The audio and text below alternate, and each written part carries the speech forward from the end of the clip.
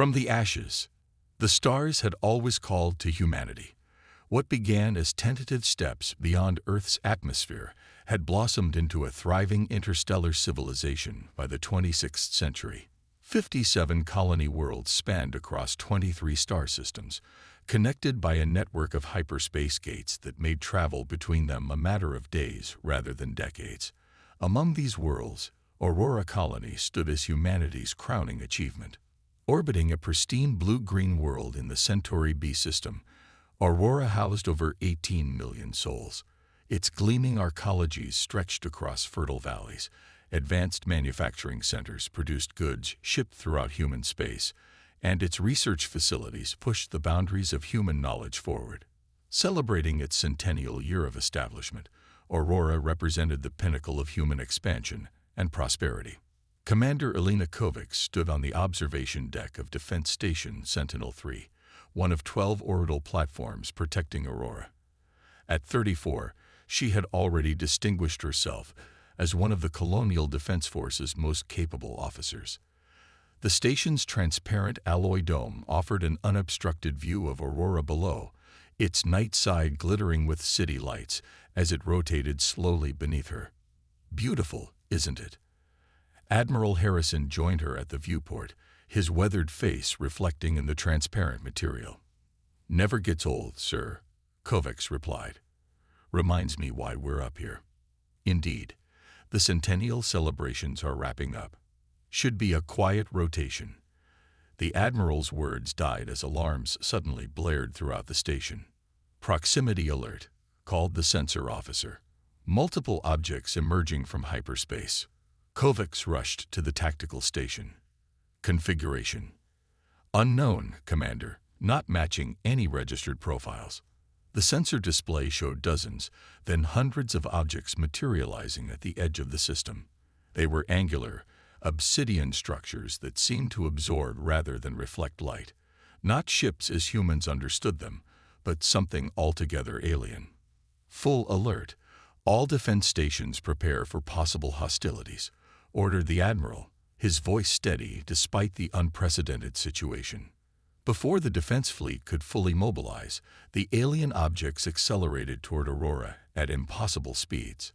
They moved with a synchronicity that suggested either a hive mind or technological coordination far beyond human capabilities.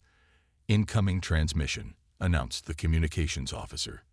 The main view screen flickered to life, but instead of an alien face or recognizable message, it displayed only a series of geometric patterns that shifted and rotated in 3 dimensions. "Is that language?" Kovacs wondered aloud. "Unknown, but we need to assume hostile intent given their approach vector," Harrison replied. "All stations, defensive positions, prepare to engage." The first attack came without warning. One of the alien objects released what appeared to be a pulse of darkened space, not energy as humans understood it, but a distortion in reality itself. When it touched Defense Station Sentinel-7, the structure didn't explode or break apart. It simply ceased to exist, along with its crew of 300. "Open fire," Admiral Harrison ordered. The defensive grid erupted as railguns, particle beams, and nuclear missiles launched toward the alien formation. Most projectiles and energy weapons seemed to vanish into the dark surfaces without effect. Nuclear detonations created momentary voids in the alien ranks, but the formations quickly reconstituted.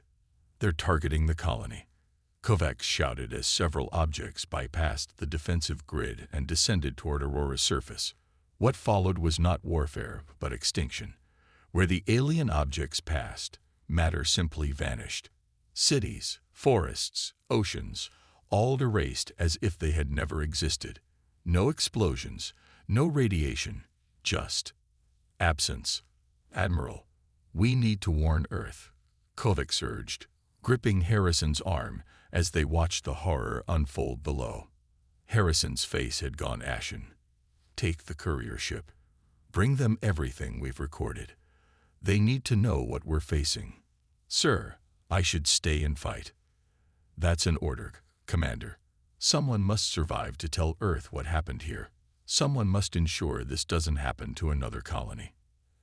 As Kovacs raced toward the hangar bay, the station shuddered as defense systems fired continuously. Emergency protocols had already prepared the courier ship, a small, hyperspace-capable vessel designed for one purpose: to carry information quickly across interstellar distances. As she strapped in and initiated launch sequences, the viewport showed the alien objects swarming around Aurora's surface. Already, nearly half the planet appeared as an impossible void, a perfect blackness where land and sea had existed moments before. Sentinel-3, ready for emergency departure, she transmitted. Admiral Harrison's voice came through, interspersed with static. "Godspeed, Commander. Make it count." The courier ship detached and accelerated away from the station. Through the rear sensors, Kovacs watched as one of the alien objects enveloped Sentinel-3. The station didn't explode. It simply wasn't there anymore. With tears streaming down her face, Kovacs activated the hyperspace drive. As reality twisted around her vessel, the last image from Aurora showed the planet half consumed by absolute nothingness, the alien objects continuing their methodical erasure of a world that had been home to 18 million human beings. 3 days later, Kovacs' courier ship emerged from hyperspace near Earth. She transmitted the encrypted data package containing everything Sentinel-3's sensors had recorded: the arrival of the alien objects, their attack pattern, the way they erased rather than destroyed, and the limited effectiveness of human weapons. When she landed at Luna Command, Kovacs was immediately escorted to an emergency session of the United Earth government. Pale-faced leaders from every nation watched the sensor recordings in horrified silence.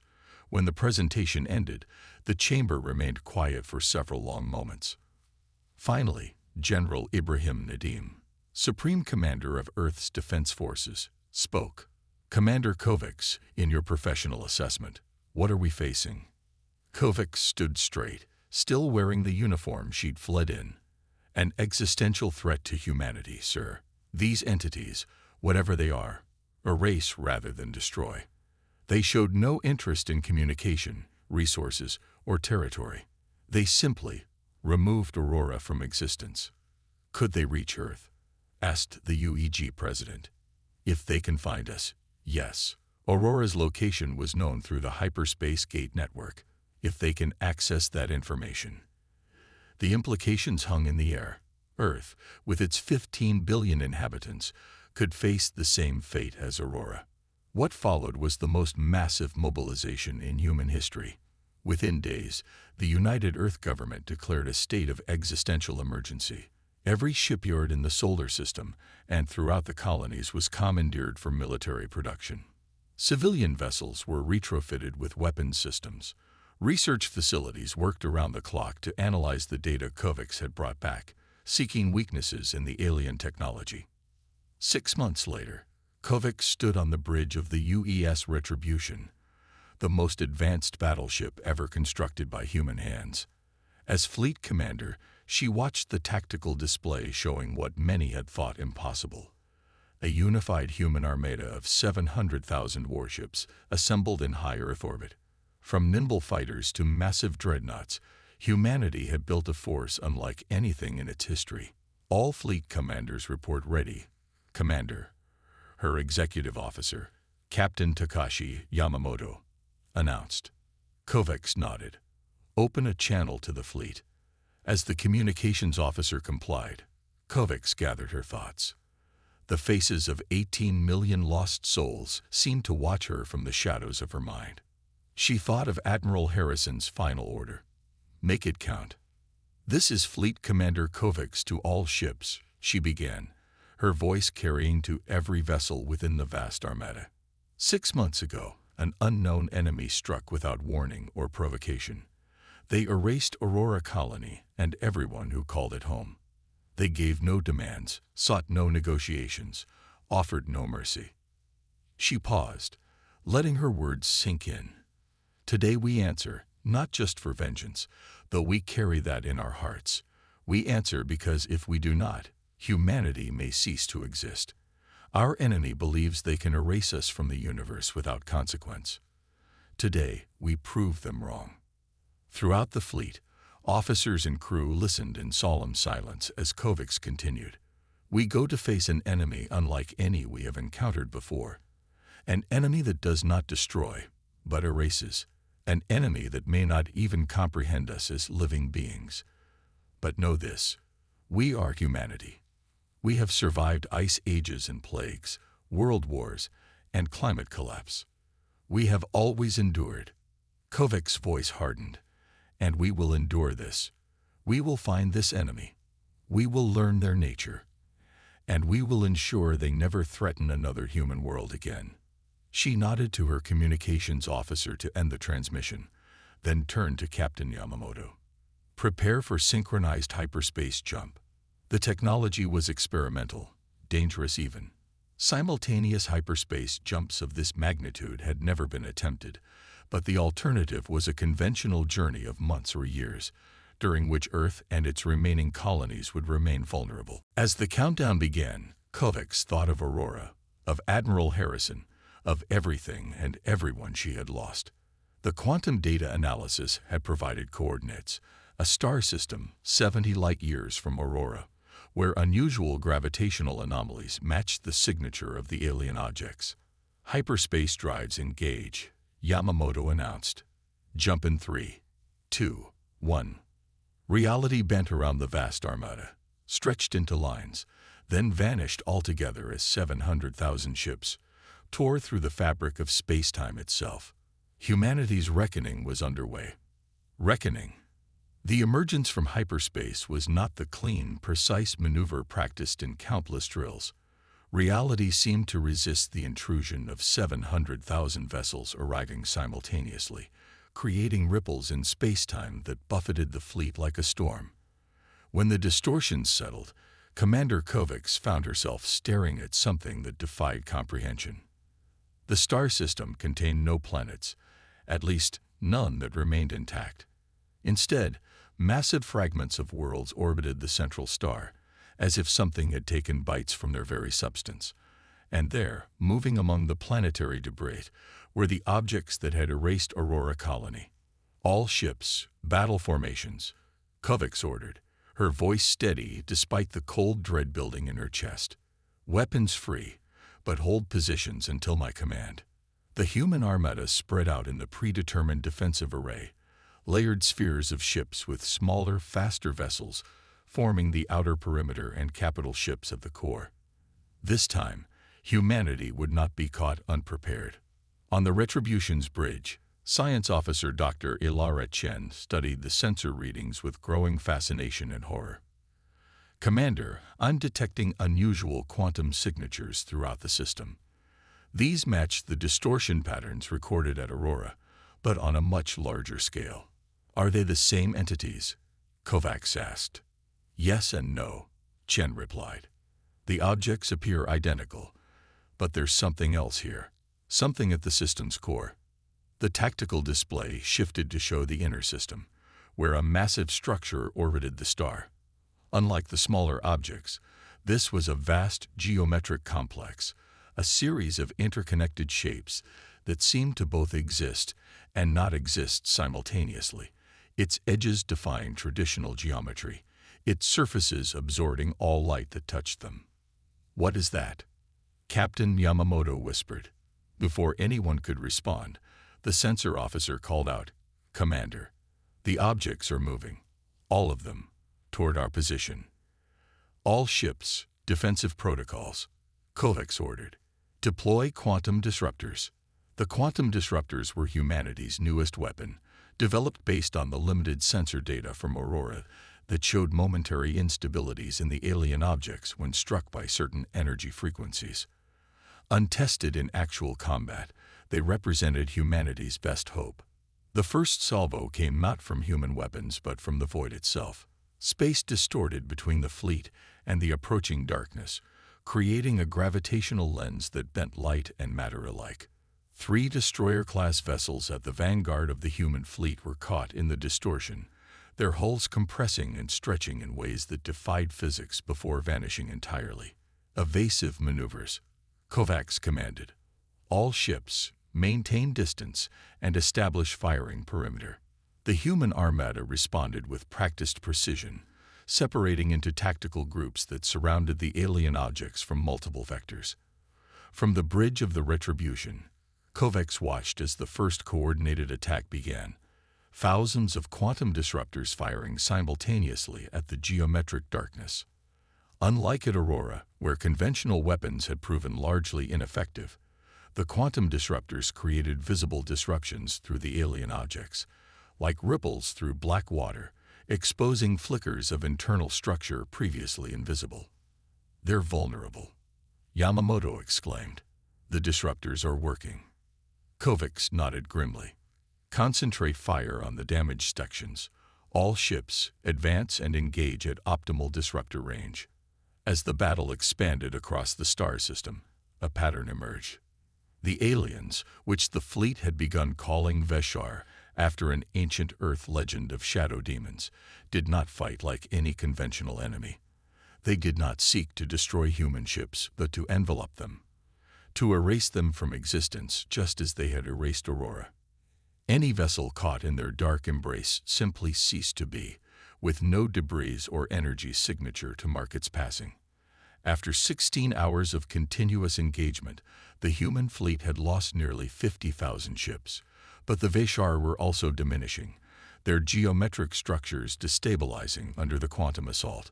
In the Retribution science bay, Dr. Chen had made a breakthrough. "They're not ships," she explained to Kovacs, who had come to hear her findings. "They're not even technology as we understand it. They're space-time constructs." "Explain," Kovacs demanded.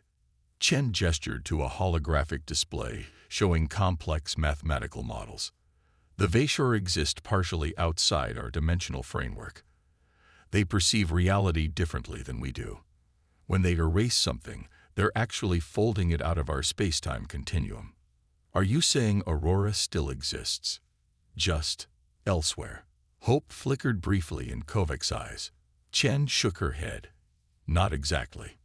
It's more like they've been shifted into a state of quantum non-existence, neither here nor gone, just indeterminate." "Why attack us?" Kovacs asked. "What could they possibly want?" "I don't think it's about want," Chen replied. "Based on the patterns of their behavior, I believe they perceive our very existence as a threat, not to their lives, but to the fabric of reality itself." At that moment, a lieutenant burst into the science bay. "Commander, we've located what appears to be their point of origin, the massive structure at the center of the system." Kovacs returned to the bridge to find the tactical display showing the central Vashar structure. Unlike the smaller objects, which moved with apparent purpose, this massive complex remained stationary, pulsing with bizarre quantum energies. "That's their hub," Kovacs realized. "Dr. Chen, if we destroy that structure, it might disrupt the entire Vashar presence," Chen confirmed.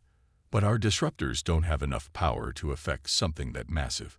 Kovacs stared at the display, weighing options and calculating losses. Then she saw it, a pattern in the Vashar movements, a rhythm to their attacks that suggested. "They're defending it," she said suddenly. "Not just attacking us. They're positioning themselves between our forces and that central structure. It's vulnerable." She turned to Yamamoto. "Prepare the Retribution for direct assault on the central structure. We'll need a strike team to deliver an enhanced quantum charge directly to the core." "Commander, that's a suicide mission," Yamamoto protested. "We'd need to pass through the densest concentration of Vashar objects." "I'm aware, Captain. I'll lead the strike team myself." Despite objections from her command staff, Kovacs' plan was set in motion. The human fleet would execute a coordinated attack to create a temporary corridor through the Vashar defenses. Through this gap, the Retribution would make a high-speed approach to the central structure, where Kovacs and a volunteer team would deploy with the experimental weapon, a quantum resonance bomb designed to amplify the disruptor's effect exponentially. As preparations were underway, Dr. Chen approached Kovacs in her ready room. "Commander, there's something else you should know. My analysis suggests the Vashar aren't natural beings. They're artificial, created for a purpose." "Created by whom?" I can't be certain, but the quantum signatures suggest technology far beyond our own. Yet there are patterns I recognize, patterns that might be considered human. Kovacs stared at her. What are you saying? I'm saying these entities might be our own creation, or rather, the creation of humans from a future we haven't reached yet. A future where humanity gained the ability to manipulate space-time itself, perhaps catastrophically. The implications settled heavily on Kovac's shoulders. You think we're fighting our own descendants, or their weapons, or their attempt to prevent something worse, Chen suggested. What if they're erasing certain points in human history to prevent a greater disaster? What if Aurora was a nexus point for something catastrophic? Kovacs shook her head. Even if that were true, we can't allow the random erasure of human colonies. 18 million people, Dr. Chen. If there's another way, we need to find it, not accept genocide as a solution. The attack began 20 hours later. The human fleet executed a perfectly synchronized assault that momentarily overwhelmed the Vashar defenses, creating the corridor Kovacs had envisioned. The retribution accelerated through the gap at maximum thrust, taking heavy damage as it approached the central structure. Kovacs led her strike team, 12 volunteers who understood the mission's likely outcome, through the retribution's hangar bay and into a specially modified shuttle equipped with quantum shielding. As they launched toward the Vashar hub, the retribution continued to draw fire, sacrificing itself to protect their approach. 60 seconds to contact, announced the shuttle pilot, navigating through debris and energy discharges. Through the viewport, Kovacs could see the true nature of the Vashar hub. Not solid matter, but a complex intersection of dimensional planes, folding and unfolding in patterns that hurt the human eye to follow. At its center pulsed a core of what appeared to be compressed reality. Space-time folded in on itself countless times.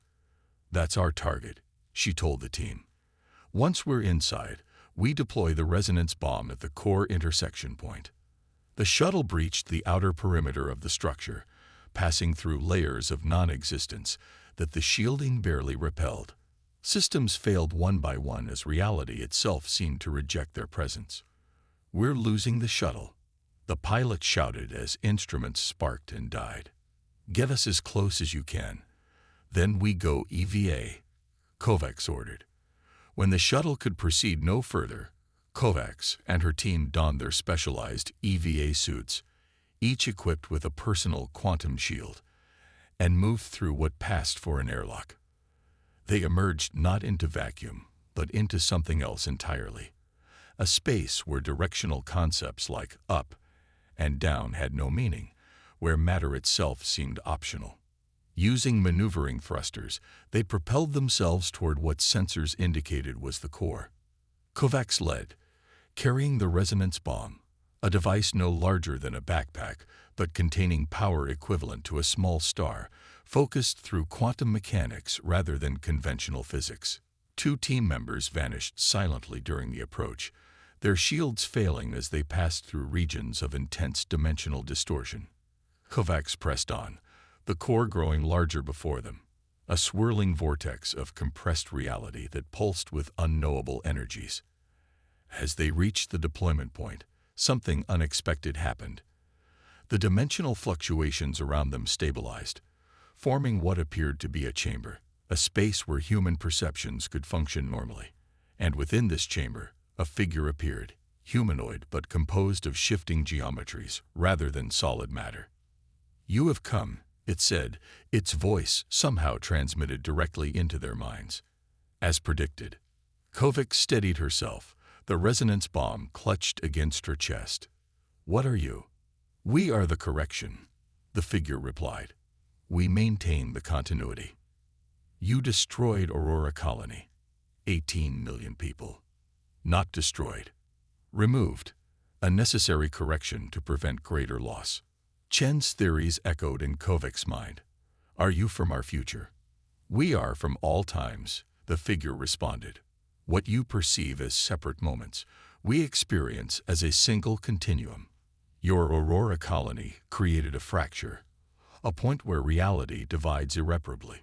In one path, humanity ascends to join us as caretakers of continuity. In another, humanity unleashes forces that unravel all existence. We remove the fracture points to maintain the viable path. You murdered millions to change our future, Kovacs accused. We prevented the unraveling of reality itself, the figure corrected. Your limited perception sees only loss. We see preservation of all that is, was, or will be. Kovacs glanced at the remaining team members, then back at the entity. There must be another way. Specific intervention, warning, guidance, not wholesale erasure of innocent lives. Direct intervention creates new fractures. Erasure is clean, precise. The continuum remains stable. With sudden clarity, Kovacs understood. You're afraid. For all your power, you fear change, the unpredictability of free will. That's why you erase rather than engage. You're not preserving the timeline. You're controlling it. The figure flickered, its geometries becoming momentarily unstable. You cannot comprehend the consequences of unfettered causality. Maybe not, Kovacs admitted, but I understand freedom. The right of humanity to make its own choices, even mistakes. If joining you means becoming what you are, entities that erase entire civilizations without remorse, then your viable path isn't one worth following. She activated the resonance bomb. We choose our own path. The entity's form destabilized further. You cannot. The fractured path leads to oblivion for all. Then we'll find a third path, Kovacs replied, one you couldn't imagine. As the bomb's activation sequence completed, the chamber around them began to collapse.